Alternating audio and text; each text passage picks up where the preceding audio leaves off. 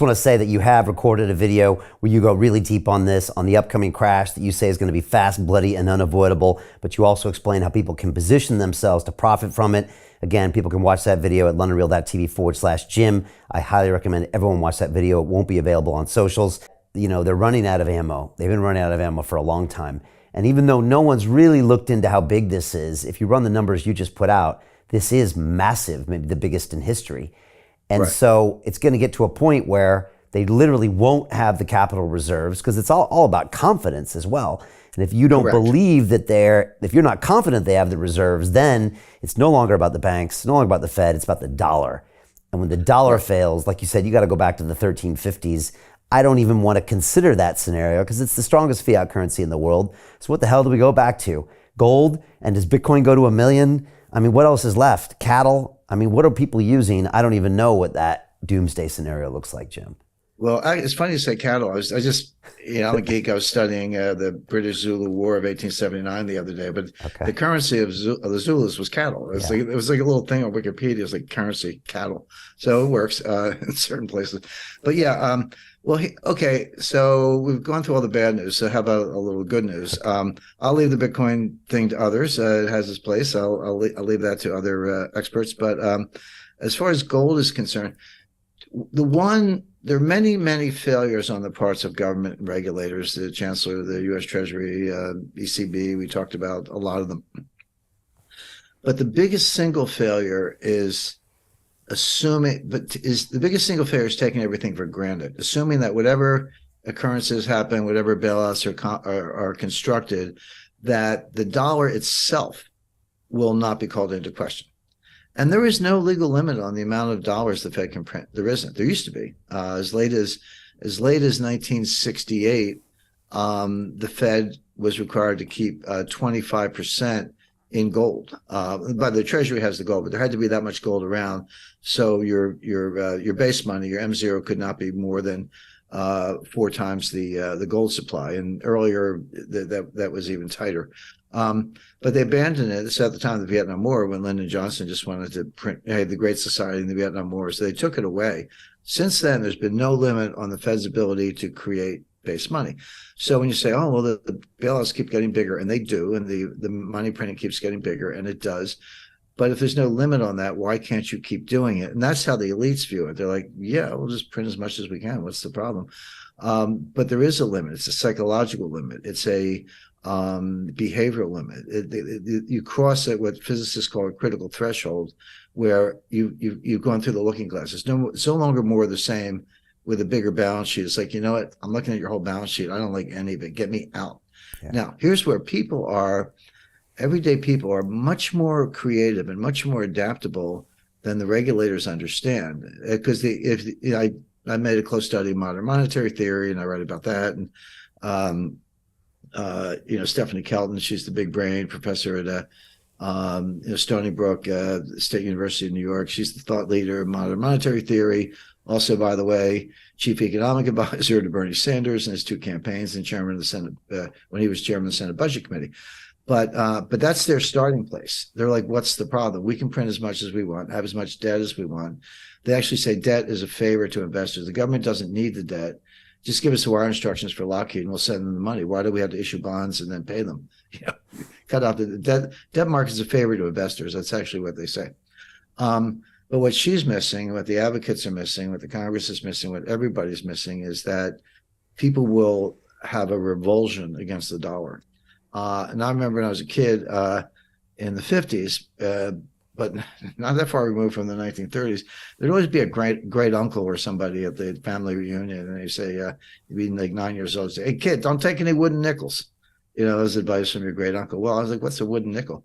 Well, there actually were wooden nickels in the 1930s. In a town, there was a severe shortage of money. The Fed completely screwed that up. Nobody wanted to borrow. Nobody wanted to lend. They weren't creating any money. And there was a shortage of money. And some carpenter in town would take a dowel and slice it and make wooden rounds, and they would stamp it. It wasn't $5 because that was a fortune, 5 cents or whatever. It was a wooden nickel. But if everybody in the town agreed, like I could go into a barber shop and get a haircut and pay for it, the barber could pay his assistant, and that money circulated. It was money. Money I think gold is a great form of money. It doesn't have to be gold, though. It has to be, whatever it is, it has to be something that everyone has faith in. If you have confidence that if you take it from me in exchange for goods and services, and someone else will take it from you, and that shared belief is sufficiently widespread, it's money. That's all it takes. And so people will go find other forms of money, and they'll do it very quickly because you need money. I mean, you need a medium of exchange. Now, the obvious candidates are gold and silver.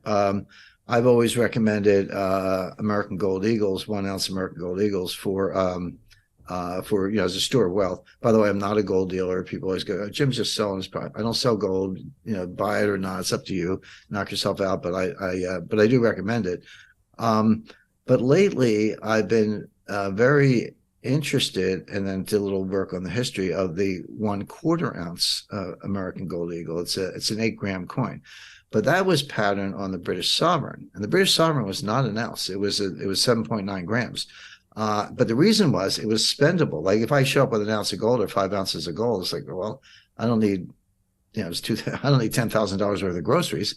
I probably need $100 or whatever to feed my family for a week. So that's where the 8 gram, the 1/4 ounce coin, which would be, even today, it's like $500. But better yet, the 1 ounce silver coin, the American silver. But Canada's maple leaves, and the UK has their own coins. There's a Viennese Philharmonic. There are lots of good coins around the world. But the 1 ounce silver dollar, by the way, that was the dollar in 1780. That's what a dollar was. It was copied from the Spanish doubloon.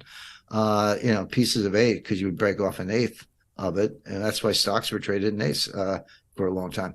But that's practical. So a 1 ounce silver coin today is worth about $25, $25, $30, depending on the commission. Well, that's, as we say in Philadelphia, that's walking around money. I mean, you can buy a meal or, 4 silver dollars. When I was a kid, like if you were 10 years old, your parents would give you 10 silver dollars for your birthday present, but it was real silver. I mean, that stack today would be worth $300. But people can go to that. You can get the 1/4 ounce gold coin, which is, in 1910 is a good search. You could board the vessel in Southampton with your purse of sovereigns, go to Shanghai, get off the vessel. That was money good. You could spend that. No, you didn't need traveler's checks. You didn't need anything else. So people will go to forms of money they have confidence in: gold, silver, all right, Bitcoin. I don't know any, but it has its place. And get out of dollars. So Jim Rickards has just recorded a video that's not available to anyone in the public, and he's going to be talking about how this upcoming recession is going to be fast, it's going to be bloody, it's going to be nasty. But at the same time, he's going to show you how you can position yourself to profit from all of this chaos. Now, we've made this video only available to our viewers. Go to londonreal.tv/Jim. Watch that immediately. I can't say enough good things about Jim Rickards. He understands the global economic system better than any guest I've ever had on London Real. His predictions are almost uncannily true, and you can learn how to profit from his vision, from his expertise, and his understanding of economics. So go to londonreal.tv/Jim or click the link below. It's an excellent, excellent look on what's going to happen in the future and how you can position yourself to profit from that. Jim is one of the best in the business, one of my favorite guests on London Real, and he's very, very good at predicting the future and showing us all to profit from it. So click the link, and I hope you enjoy. Hey, do you want to profit from crypto? Then join my DeFi Academy. The Crypto DeFi Academy will help you create generational wealth. But don't take my word for it. Listen to my students.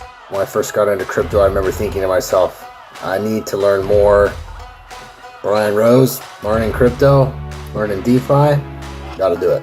I am so grateful that I jumped in and did this. I had to break through some limiting beliefs that I can do this, that I can afford this, that I can be in this. It challenges the things that are deeply rooted within us. Joining DeFi Academy has been one of the best decisions I have made on my blockchain journey. This course was a life changer, a game changer, a huge eye-opener, coming from knowing practically nothing at the speed of the learning over 4 weeks was just fantastic. The information you provided in this class was invaluable.